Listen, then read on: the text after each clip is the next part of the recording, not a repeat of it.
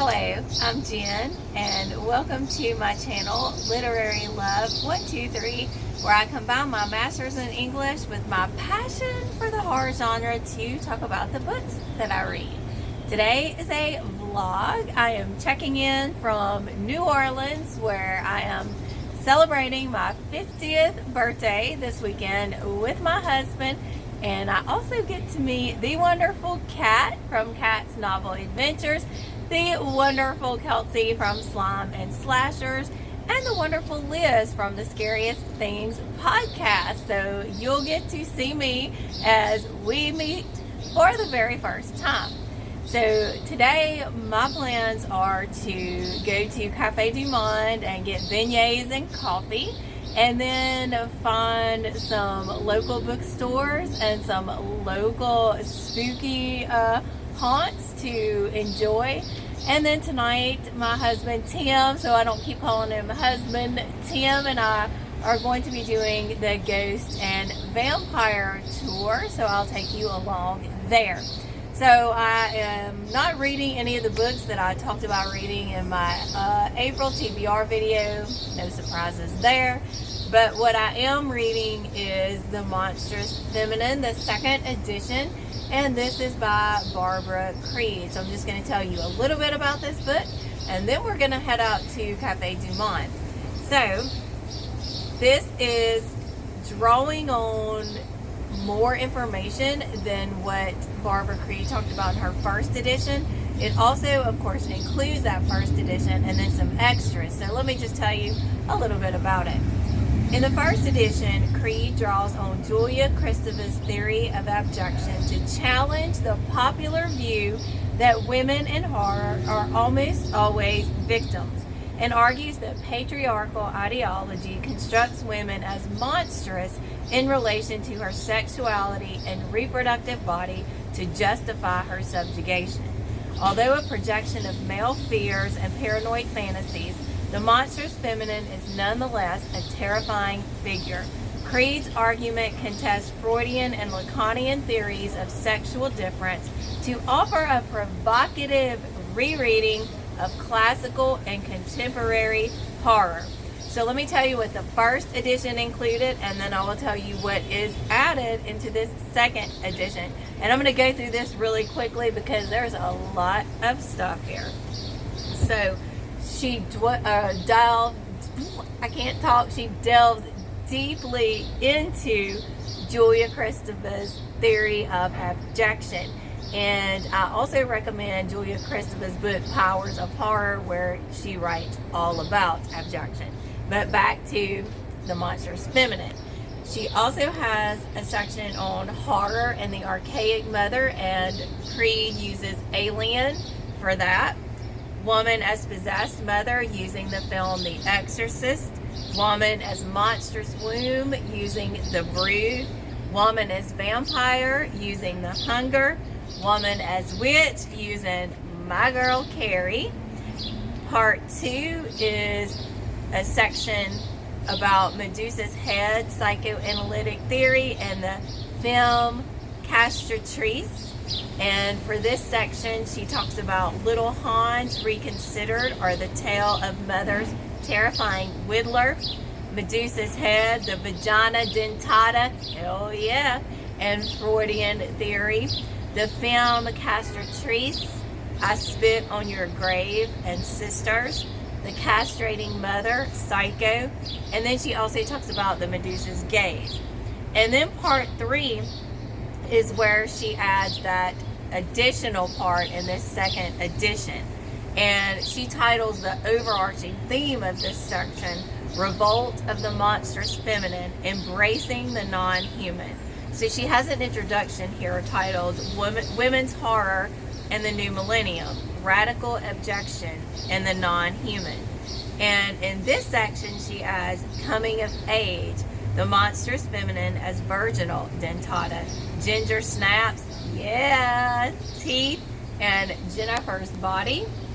And then the next section is the Monstrous Feminine as Sentient Zombie, and she uses The Girl with All the Gifts, The Dark, and Atlantics. And then finally, the Monstrous Feminine as Uncanny Creatrix, Splice, Evolution, Border, Little Joe, and Teton. So that's a mouthful. I'm done now, and this is the Monsters Feminine. Next time you see me, I'll be enjoying beignets and coffee.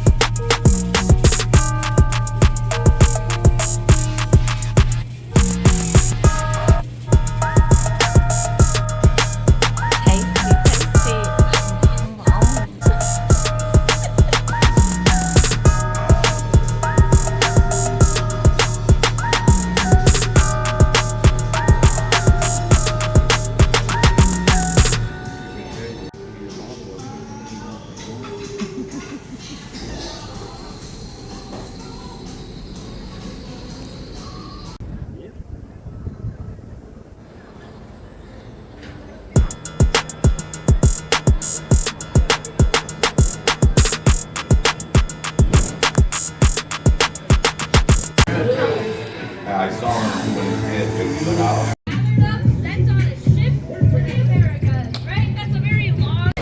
Hey, we just finished the vampire and ghost tour, and somebody, meaning him, he might be a little bit tipsy. No, that's you. It's not me. It's not me.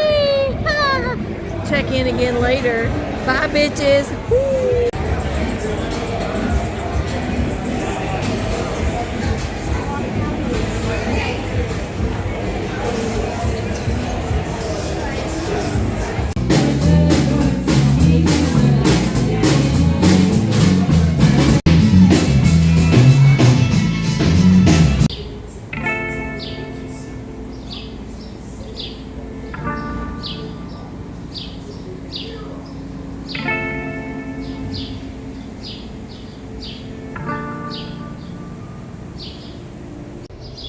Hello, I am checking in on Saturday morning. Tim and I are getting ready to go meet the wonderful Kat and Kelsey at the Vampire Cafe.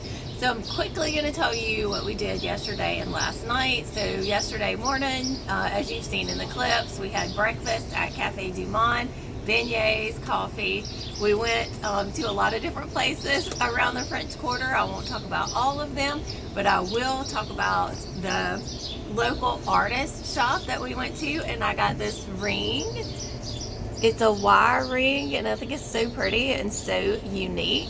And then we went to a used bookstore, and the owner there was super cool. He and I talked about literature, we talked about poetry, talked about Shakespeare, talked about Poe, and I was able to get a couple of used books there. So the first one I got is Fever House by Keith Rawson. This book was blurbed by Stephen King, and also my psychiatrist, who just so happens to be a fellow horror fan, recommended this book to me too. So I can't go wrong with a recommendation from my psychiatrist and Stephen King.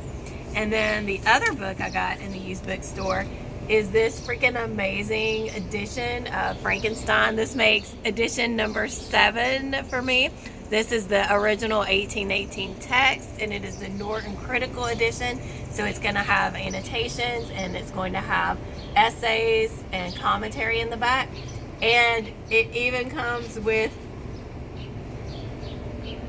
a personal set of annotations. And after I took this book to the counter and I was talking to the owner of the store, he said that this book was part of a collection that they received when a professor from Loyola passed away, and he left all of his books to this used bookstore. So not only do I have all these annotations in it, but they are from an actual literary professor, and I'm so excited. And then we went into an oddities and curiosities shop, and I got this book, Poe for Your Problems, Uncommon Advice from History's Least Likely Self-Help Guru. I have trouble saying that word. So I did get a few other things at a witchy shop, but I did not bring those out here. I will show those to you later. The next time you see me will probably be when I am with Kat and Kelsey.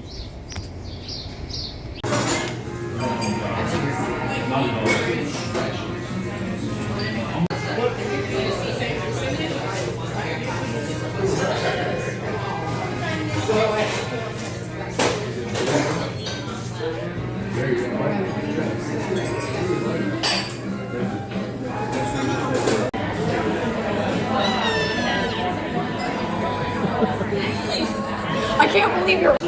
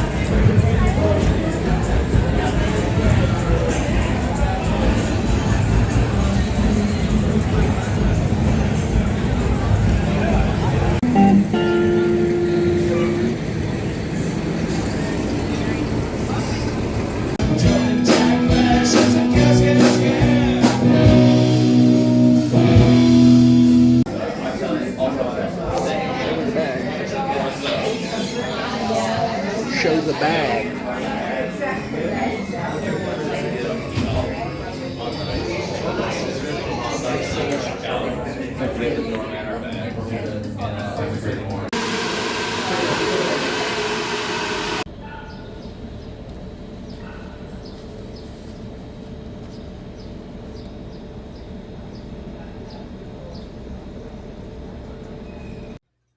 Hello, as you can tell, I am back home now. It's Tuesday morning. We got back Sunday afternoon, and I had a busy day yesterday. Had a lot of fun celebrating my birthday. Thank you to everyone who was able to make it for my birthday sprints. If you couldn't make it, you're welcome to go back and watch the recording.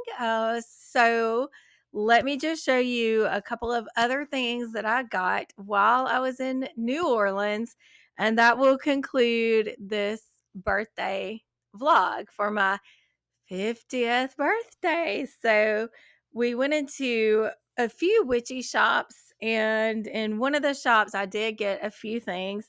I got 2 red and 2 purple chime candles. I got this attraction and love candle with the scents of lavender, cinnamon, and patchouli. And this, when I light this candle, I will say I am open to receiving the love that surrounds me, and I give love without reserve. And then finally, I got this little pack of herbal scents, and this is cedar to attract good influence. So you put the cedar in this little shell, and then you light it. And you blow or fan it with a feather to produce the smoke and to release, and to welcome good influence. Okay, so the other thing that I got that I want to show you, hold on, is right here. If you've watched my channel, you know that I do collect nutcrackers. So I got a nutcracker to add to my collection that speaks, of course, of New Orleans and Mardi Gras. And then one other thing, I did not get it in New Orleans, but it was waiting for me when I got back home. And this is a lovely birthday gift. The book Darkly by Marisha Pessel. And I received this gift from Isabel at Isabel Reads. I'm going to link her channel down below. And I just want to say thank you so much, Isabel, for the wonderful surprise when I got home. I really appreciate that. We have recently connected on Instagram and BookTube, so I want you to make sure that you're following her in both of those places if you're not already. I will also be linking Kat and Kelsey's channels down below because I got to have that most wonderful experience of meeting Kat and Kelsey in person, and they're just as lovely in real life as they are online. And then Sunday, I don't have a video, but I'm going to pop up a picture right here. Sunday, I got to have coffee with Liz from the Scariest Things podcast, and I met her through Marissa and Jackie at the Jersey Ghouls podcast. So, three people that I have had, contact with and built online friendships with, I was able to see in person. And so that just added a whole extra layer of fun to my birthday weekend. So thank you so, so much for watching this vlog. I would love it if you would hit that like button, subscribe, hit that bell so we can keep talking about books and other shenanigans that we might get up to. I will see you in the next video. Bye.